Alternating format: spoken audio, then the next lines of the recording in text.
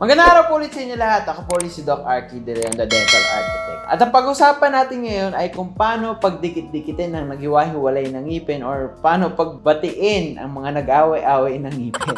Sa una natin video na nasa link sa baba, yun po yung bakit sila naghiwa-hiwalay. Ngayon naman kung paano natin pagdikit-dikitin ang naghiwa-hiwalay or pagbati-batiin ang nag-away-away ng ngipin.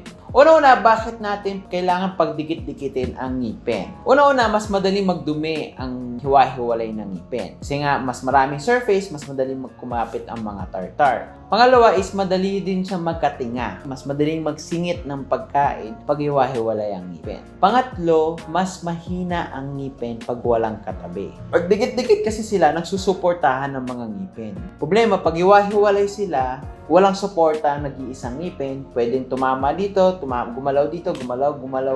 So, madali siyang umuga. Unlike dikit-dikit siya, pag tamaan man siya dito sa kabilang side na to, susuportahan siya ng mga katabing ngipin. At bago kayo magpustiso, mas maganda dikit-dikit ang ngipin. Kasi pag isa ang ngipin, pustiso ang dalawang katabi, mas madali siyang uuga. So, una natin gagawin is tanggalin ang dahilan kung bakit siya naghihiwa-hiwalay. Kasi kahit maayos natin yan, kung ano naman yung dahilan kung bakit siya naghihiwa-hiwalay, maghihiwa-hiwalay pa rin ulit siya. Okay? Kung ang pinag-awayan, kung andyan pa rin ang pinag-awayan, mag-aaway pa rin talaga sila. Pero kung tinanggal mo na yung pinag-aawayan nila, magbabati-bati na sila. So, tulad nga nung sinabi natin last time, ay yung impaction. Pag may ngipin na nasa loob ng buto, tapos may dalawang ngipin sa taas, hindi po sila talaga magdidikit hanggat may ngipin sa loob. Kailangan mo muna natanggalin yung ngipin na yon bago mapagdikit. Or, kung paminsan, etong nasa loob, siya na yung ilalabas para pumunta dun sa spaces ng dalawang ngipin. So, iba-iba pong kaso, iba-iba po ang magandang paraan. Dentista po ang makakaalam. Pero ang mesodense, yung sabi ko yung nasa gitna ng dalawang ngipin, tinatanggal po talaga yun kasi hindi naman po siya kasama talaga dapat doon. Parang sobrang ngipin lang siya na wala namang purpose or walang dahilan kung ba't siya andun.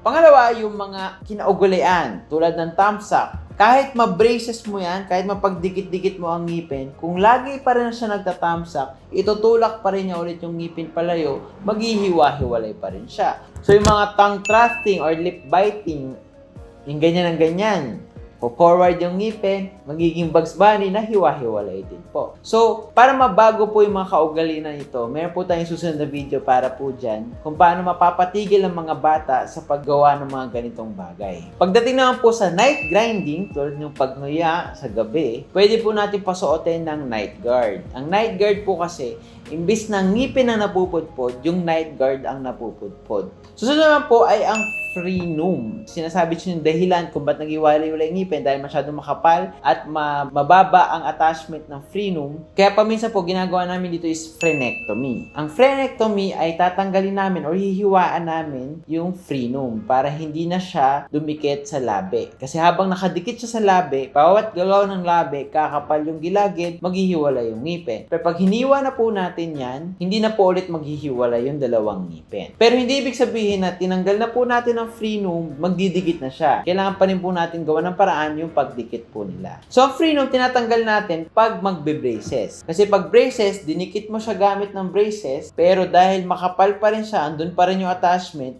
ihihiwalay pa rin siya ng frenum. So, pag braces po ang solusyon, kailangan pong tanggalin po talaga ang frenum. Pag veneer naman po, pwedeng hindi na po siya tanggalin. Depende po sa case. Susunod na pa yung mga tumor. So, hindi naman po dahil tatanggalin mo yan dahil nagsispacing yung ngipin mo. Dahil tanggalin din natin yan dahil masama talaga siya sa katawan. Pwede siya maging cancer. Okay? Hindi ko naman siya tinatakot ko kayo, pero malaki ang chance na maging cancer yung mga tumor.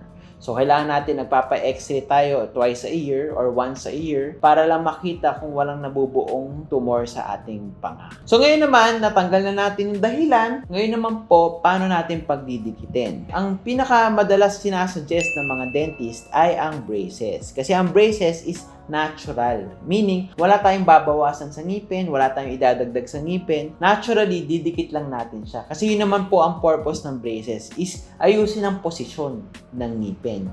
Kasi kung posisyon ang problema, dahil naghiwalay siya, braces ang gagamitin para bumalik sa posisyon. Ito po yung pinaka-natural at madalas tumatagal po talaga. Susunod naman ay ang direct veneer. Direct veneer, tulad nitong pasyente kong ito, seaman siya. So, hindi siya pwede magpa-braces dahil hindi siya makakabalik balik kada buwan. So, ang ginawa na lang namin is, dinirect veneer namin, tinilagyan po namin ng pasta, pinalapad po namin yung ngipin dahil lumapad siya, nagdikit na po sila sa isa't isa. Sa ganitong case po, paminsan, hindi na po namin kailangan i-surgery or tanggalin yung frenum. Siyempre, mas maganda kung tanggalin. Pero may times na siyempre ayaw ng pasyente magpatanggal, hindi na rin po namin tinatanggal. Kasi more or less na sagad na niya yung pinaghiwalay niya. Kasi tumaba na siya, hanggang doon na lang siya. Kung maghiwalay man siya, ilang taon pa bago siya maghiwalay ulit. Hindi naman namin ginalaw yung ngipin, hindi siya bubuka ulit. Pero mas maganda pa rin po talaga kung tatanggalin po siya. So ito, mabilis lang to, 1 to 2 hours, pero ito hindi lang po to basta-basta pasta. Mas mahirap po to sa normal na pasta, so medyo mas mahal po siya compared sa normal na pasta. Pero syempre, mas mura pa rin siya sa brace at mas mabilis. Isusunod na treatment na po is indirect veneer. Ang indirect veneer, syempre, ceramic yan, mas maganda. So maganda naman sa ceramic, hindi na mag-iiba yung kulay niya.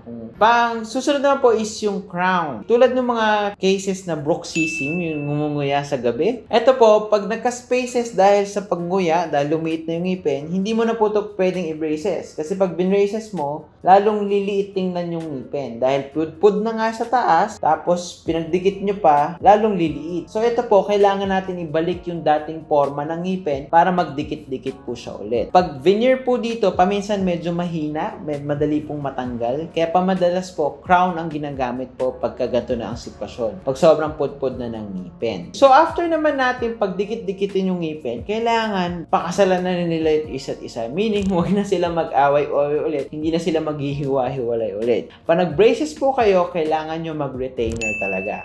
Kung ang dahilan kung ba't kayo nag-braces is hiwa-hiwalay ang ngipin, mag-retainer kayo. Sinasabi sa inyo, pag hindi kayo nag-retainers, hindi nyo sinunod yung instructions ng dentista nyo, malaking chance na maghihiwa-hiwalay ulit siya. Meron naman tayong fixed at removable retainer. Ang fixed is yung parang lalagyan ng bakal sa likod, papastahan sila. Maganda dito, hindi na talaga sila maghihiwa-hiwalay. Problema lang, mahirap siyang i-floss at medyo linisin. Susunod naman is yung removable. Ito yung mga howlies, yan, yung usual na retainer. At meron din namang mga invisible retainer para hawakan yung ngipin para hindi na po sila maghiwa-hiwalay. Kasi pag hindi nyo po ginamit tong mga to, after mga 6 months pa lang, baka maghiwa-hiwalay na po ulit yung ngipin nyo. Sayang yung 2 taon yung tiniis para mag-braces. Kung nabunutan po kayo ng ngipin, paminsan ang braces kaya niyang sarado yung mga pinagbunutan, pero pag hindi po nasarado ng braces ang pinagbunutan, kailangan nyo po rin po itong postisuhan. Okay? Dahil kung ang pagkabungi ang naging dahilan ng paghiwa-hiwalay niya, hanggat hindi napapalitan nyo na bungi, maghihiwa-hiwalay pa rin po siya. So, kailangan nyo pong palitan ng postiso. Kaya nga po, habang maaga pa lang, magpapostiso pa na kayo kasi magpapostiso man kayo 2 months ngayon or after 5 years kaya kayo magpapapostiso, same lang po, magpapapostiso pa rin po kayo. Pero kung nabunutan kayo, o pinastisuhan nyo po kagad, hindi nyo na po kailangan mag-braces. Hindi na kasi siya maghihiwa-hiwalay. Mas makakatipid po kayo. Pero pag inantay nyo pa maghiwa-hiwalay, pag pinustiso nyo yun, hindi maganda magiging kalabasan ng postiso nyo. Magandang pagdikit-dikitin muna siya ng braces bago kayo magpostiso. Para matibay at tatagal po talaga yung postiso. And next is biannual check-up. Kailangan papacheck up po kayo parate para hindi maiwasan yung mga tumor na ganon or kung ano man ang tumutubo sa loob ng ngipin. Okay, so yun po ang mga paraan. Case-to-case basis po, may mas maganda, may mas mabilis, may mas matagal, may mas mahal. So iba-iba po ang kaso, iba-iba po ang presyo niyan. So tanong po kayo sa dentista nyo, maganda magpakonsulta kayo kasi iba-iba po ang sitwasyon parate. Hindi po lagi yung sinasabi ko ang maganda, paminsan may mas alam silang mas magandang paraan. Ako po ulit si Doc Arky De Leon, the Dental Architect. At lagi natin dandaan, dalawang ating kaligayahan, ang ngumiti at kumain, kaya't alagaan natin ang ating ngipin. Maraming salamat po.